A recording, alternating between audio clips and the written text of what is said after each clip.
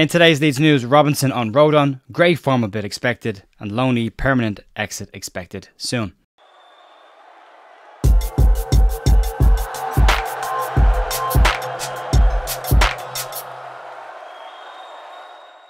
Morning folks, Chair here, Wednesday 21st of February with your Leeds United news. Last night was almost the perfect night for Leeds, wasn't it? That close. Southampton dropping points again, losing at Hull, and Rotherham almost nicking a point away at Ipswich, with Ipswich scoring a 96th minute winner in that game. It's getting sticky up there, it's getting tight, but Leeds are now confirmed in second place with everybody on the same amount of games played. Leeds goal difference looking really good right now as well. It kind of means Friday night game against Leicester, it's kind of a must not lose game more than a must win game now at this point, because, and the way I say this, if you look at the top three clubs and their run-ins from a Southampton perspective, they have Leicester, Ipswich and Leeds to play between now and the end of the season.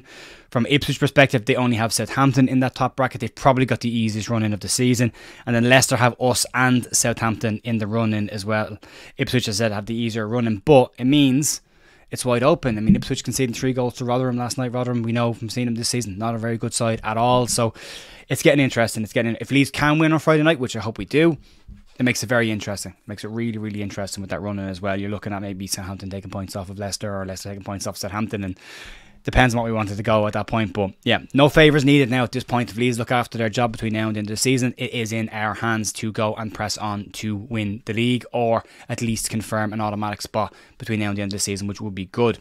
Getting to the news today, I'll just a quick update as well. There will be a match preview tomorrow night live at 6:30. Myself and Andrew Dalton, LUFC Stats, will be doing that 6:30 tomorrow night live on the channel. You can check that out if you want it as well. Keep an eye out for the placeholder, which will probably later on today or tomorrow morning.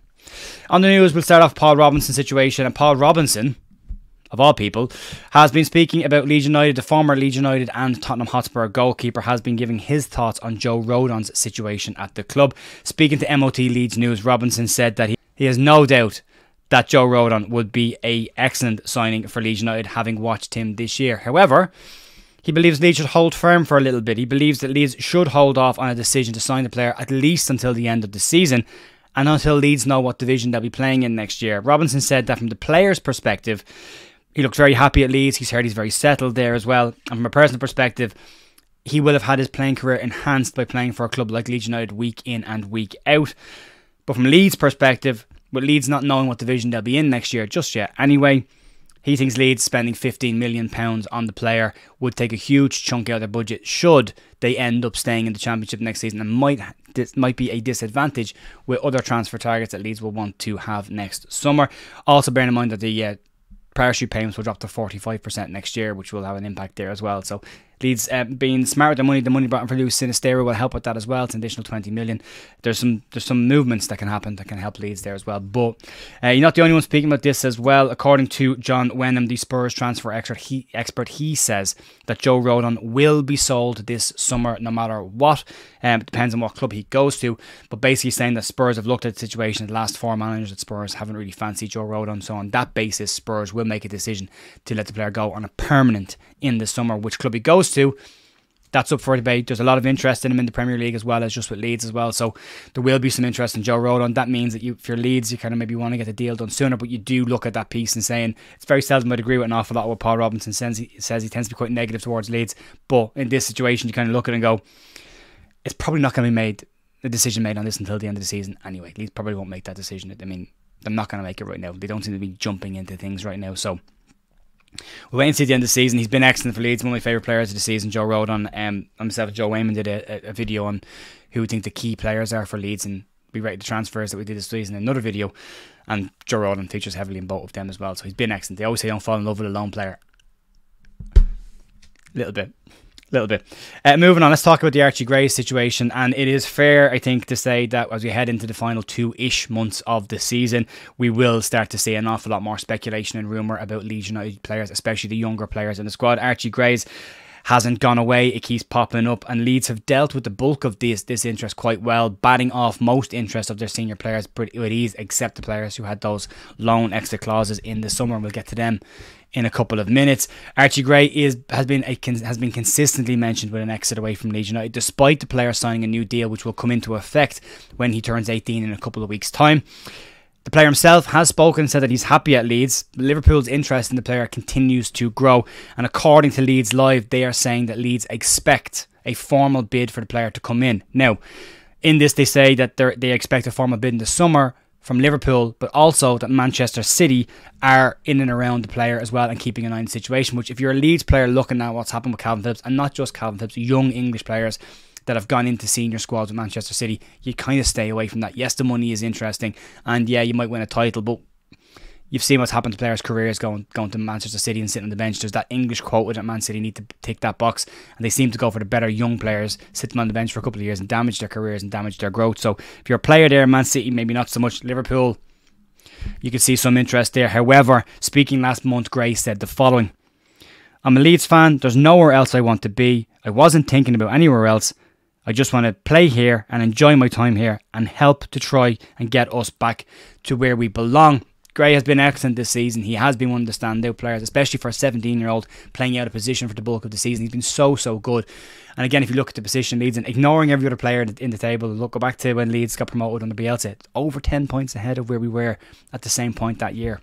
It tells you how good the Leeds team has been. And in any other normal season, Leeds are probably miles ahead top of the league. And have a 17-year-old at right back who's a central midfielder doing that job.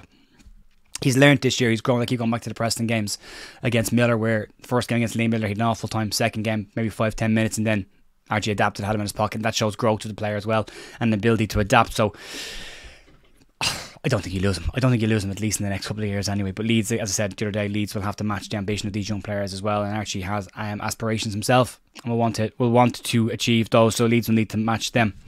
Moving on to the loanee situation, and one player who looks like he could be about to finalise his move away from the club very, very soon is Diego Llorente. However, there is some information on the other players as well. According to reports in Italy, Diego Llorente is set to be the next loanee to turn his loan into a permanent move and exit Leeds United on a permanent basis, at least temporarily. The reports suggest that Roma are concerned that if Llorente comes back to Leeds, even temporarily in the summer, that would open the door for other clubs to come in and buy the player, who's been very, very good in Italy this season.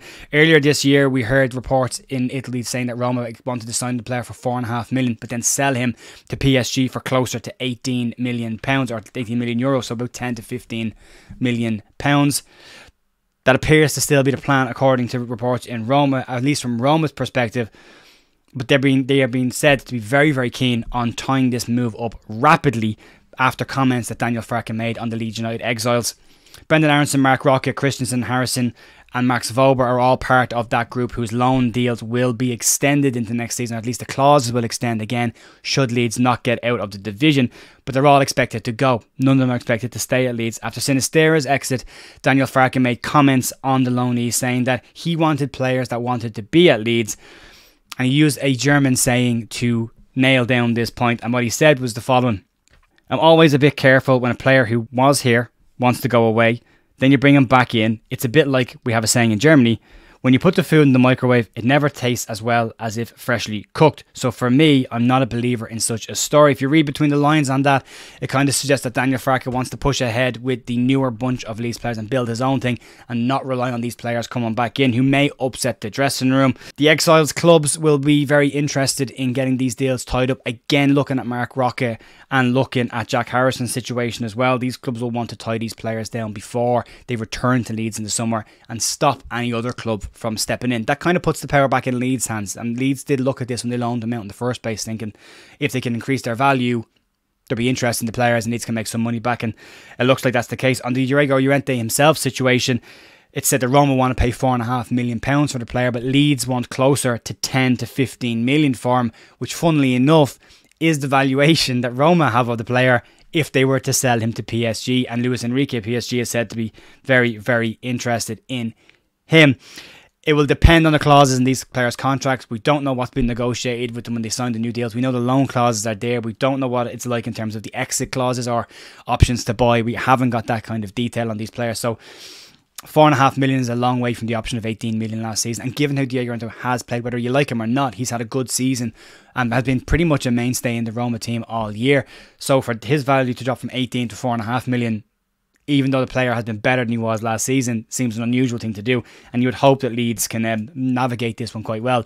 I mean, it depends on what the option to buy is, or if there's an option to buy. If there's not, you bring him back and you sell him to PSG yourself and you make the money. But that situation will become a lot clearer over the next couple of weeks, I'm sure, as well, before we get to the end of the season. It's the end of February nearly now. We're moving to the last, we got March, April, and then one game in May. So it's getting tight now. You'll start to see moves on these players as well. So, yeah, it's going to be interesting. Brendan Aronson giving the I'm staying here at Union Berlin when he scored his goal as well. There's been talks, and we covered it in the news earlier this week as well about that. Also, just to say really quickly, a couple of people put some comments in the channel yesterday saying I had a swipe at Jesse Marsh. I didn't have a swipe at Jesse Marsh. And I wanted to clarify that. What I meant about Jesse Marsh's situation is Jesse Marsh hasn't managed Leeds in a year. I'm a Leeds United fan. I'm not a Jesse Marsh fan.